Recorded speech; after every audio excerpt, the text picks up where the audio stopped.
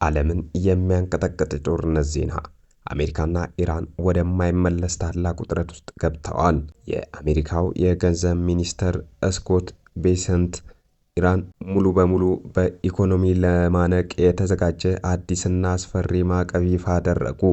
ፕሬዝዳንት ዶናልድ ትራምፕ ለመላው የዓለም አጋሮቻቸው ከጎናችን ቁሙ ሲሉ ጥብቅ ትዕዛዝ አስተላልፈዋል። ይህም አዲስ የአሜሪካ ማዕቀብ የኢራንን 5 ወሳኝ የህይወት አየር የሆኑ ዘርፎችን ማለትም ዲጂታል ሀብት፣ ቴክኖሎጂ፣ ወርቅና አቪዬሽን እንዲሁም የመርከብ ጭነት ሙሉ በሙሉ የሚደመስስ ሲሆን ከ60 በላይ የሚሆኑ ግዙፍ ኩባንያዎችን፣ መርከቦችና ግለሰቦችን ኢላማ ውስጥ ገብተዋል። ነገር ግን ይህ በዚያ አላበቃም።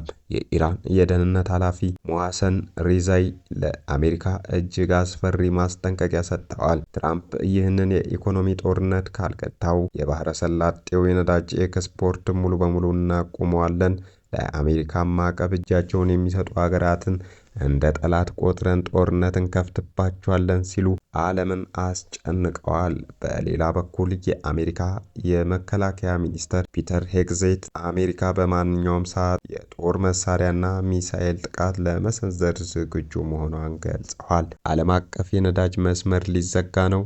የሶስተኛው ዓለም ጦርነት ስጋት አዣበበ። እናንተስ ምን ታስባላችሁ? አስተያየታችሁን ኮሜንት ላይ አስቀምጡልን። Broadened secondary sanctions risk for